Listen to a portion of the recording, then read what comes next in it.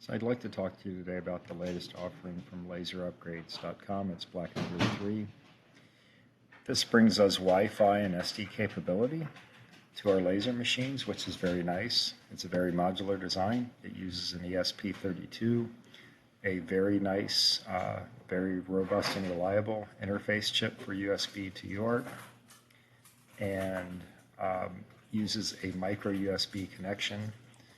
The power system is here, and it basically can take 12 to 24 volts input, a nice on-off switch with a fuse. The power must match what you need for your diode, because the voltage is pushed directly through to the diode. So if you have a 24 volt diode, you need a 24 volt power supply. This will handle up to 36 volts, but typically we want to limit this to more like 24 volts. And make sure that your diode and your fans match. And in addition to making sure that your diode can handle the voltage that we're pushing into the board, we want to make sure also that the fan can handle the voltage. So make sure you match the voltages of the fan. Typically fans are 12 volts unless they're used for 3D printers. Those can be 24 volts. One of these fans is actually switched, so I believe it's this lower one is switched on and off with the diode, so it is controllable. The other fan is always on. In addition to that, we have our 4 axes. The plugs are X, Y1, Y2, so these are basically running opposing motors in parallel. Very common with laser setups. This is a Z-axis. It can run a Z or rotary, and then the A-axis can be used likewise also to run the rotary. These are all configurable through Lightburn. There's also a laser enable port here, so this can be used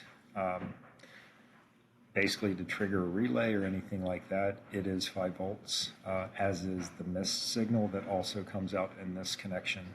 This is the Eleksmaker connection. This was traditionally used for an Eleksmaker board. Currently I have a breakout board that is used for limit switches that can be used in this location. Here's our power system. We have some protection circuitry for the K40. And then we have our various connections, and we'll go through in detail what these connections are used for. Each of the drivers we're using very nice 2209s. They're in full software control. This can enable things like sensorless homing on specific machines, but more importantly, you can set VREF and do all of your key settings. Very nice power system here to power our motors and ensure that we have very clean signals going to the motors. We also have the key features of the ESP32 are the Wi-Fi and the SD. These are really key features that make this a really nice product. If you compare it to some of the other products here on the market, we have the Ortur Laser Master 2, Laser Master Pro, and then even the Black-n-Blue 2 from laserupgrades.com. You can see the features as we progress the design to the Black-n-Blue 3. We've covered all of the bases in terms of highest quality, giving highest speed, keeping 4 axes, enabling all the SD web features and things like that. And I think it really covers every single feature that I wanted as a laser enthusiast, and so I added all of those features, and we didn't spare anything in terms of the quality or the features that we're trying to put in this device for you. As we go into the basic setups, generally this is something that will be pre-configured, especially if you ordered the drivers directly from me, but the idea is you just want to make sure that they're oriented properly. This can completely take out the board, take out the drivers, and cause lots of damage. Lots of smoke can occur if you connect these backwards, 180 out, or even shift it. If you shift a single pin, every single driver on the board will blow up and potentially damage the board. So this is really bad. Make sure this gets installed properly. This shows an example of the ground pin has to match up with the ground connection here. You'll see the silk screen is shown here. The enable pin on the opposite corner. It's also shown on the main board. So really lots of signals, or I guess clues, to explain how to connect this. Please do not reverse this. This would be very bad. As we get into the main connections to the PC, we're going to have the USB that goes to the computer, and then we have the power supply. Really recommend a three-prong. This guarantees a nice grounding. These are higher quality power supplies. There are a couple different versions you can use. If you're using a 12 volt, I've got a link here from Amazon. This is 2.1 by 5.5 connector. It's a very common connector. There is a bigger centerpiece that's a 2.5 by 5.5. But this is a 2.1 by 5.5. So be very careful. Make sure you order this size. This is very crucial. Whenever I send a board, I make sure it's tested before I send it, and I verify it with a 15-foot, which is basically a 5-meter micro USB cable. This is a version that has very good shielding. Micro USBs typically are not shielded. This also has a ferrite, so this is a very nice cable.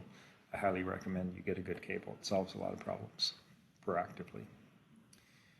We talk about the compatibility with the different machines. Well, here are the connections to the LaserMaster 2. So basically, there's three connectors: a 2-pin, 4-pin, and an 8-pin. Just plug and play. Just plug these in, plug in your power supply USB. You should be up and running after you do the settings in the PC and set up Lightburn. But yeah, it's very, very simple to plug in. When we go to the LaserMaster 2 Pro, there's a couple different versions of the LaserMaster 2 Pro. There's the S1 and the S2. This is also a location where I have essentially a breakout board to XTool D1, LaserMaster 3, and so forth. So this header here on this side is really giving me full compatibility to lots of other machines. When we talk about the dual Y connection, even if you have a single Y, you don't need to run the second Y. But when we are connecting to the Ortur, that typically has a single Y, this is the one we want to use. The settings are appropriately configured for this Y connection. So everything should work, whether it's the LM2, LM2 Pro S1, S2, or whatever. This is typically the Y connection if you want to use for the second Y. When we plug it to the second Y, the Y1 or the I guess the left stepper is if you have a stock machine, is always connected through these pins. But if you want to connect a second stepper for Y, say Y2, we typically call it Y2, but in this case we're plugging into a Y1 plug. And that takes care of all the pin flipping and all of the fanciness to make sure that the two motors work together when they're facing each other. So when we get into, here's the standard connections: X, Y1, Y2, Z-axis, and A-axis, as I mentioned before. And then when you're connecting to a K40, the K40 has a very special power supply connector. I believe this is the pin, the laser out pin. This is the main one that's being used in addition to the ground. We do not use the 5 volts and 24 volts from the power supply. And we do not provide power to the K40 power supply. So we're really only using these 2 pins. The board is not powered by this, is the point. If it's a non-ribbon cable version of the K40, this is going to be the homing switches, and this is a 5-pin. It's keyed JST XH connector, very difficult to reverse. Just plug it in, you're good to go. If we're using the ribbon version, we're going to use this connector. If we're using the non-ribbon, and this basically covers the X1 and the limits.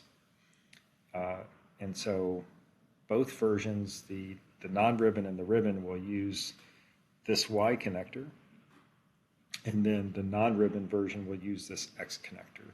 So you pretty much it's about a 30-second plug-in if you know what you're doing. If you haven't done it before, it's about 2 minutes, and I have a video on explaining how to do that. And another key thing to keep in mind is as we're plugging in diodes, we just want to make sure that we have the right polarity. There are different diodes out there. These are configured for most diodes, but for instance, there's a very common aux laser where the pins are actually reversed. So if you look at the aux laser diode itself, they're labeled. Yellow is PWM, ground is black, and then 12 volts is red.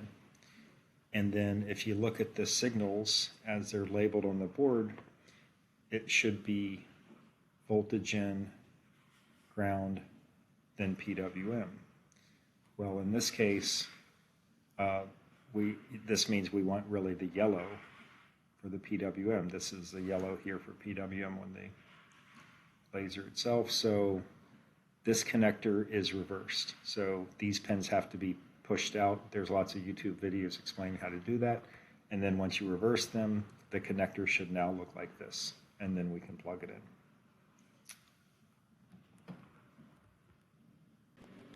This concludes the basic features and the overall connection setup. There's also another video on directly connecting to a K40, so you can see it in action, as well as some of the Lightburn configuration setup and PC setup, and also Wi-Fi and SD, some special settings that we have enabled to really make those features work.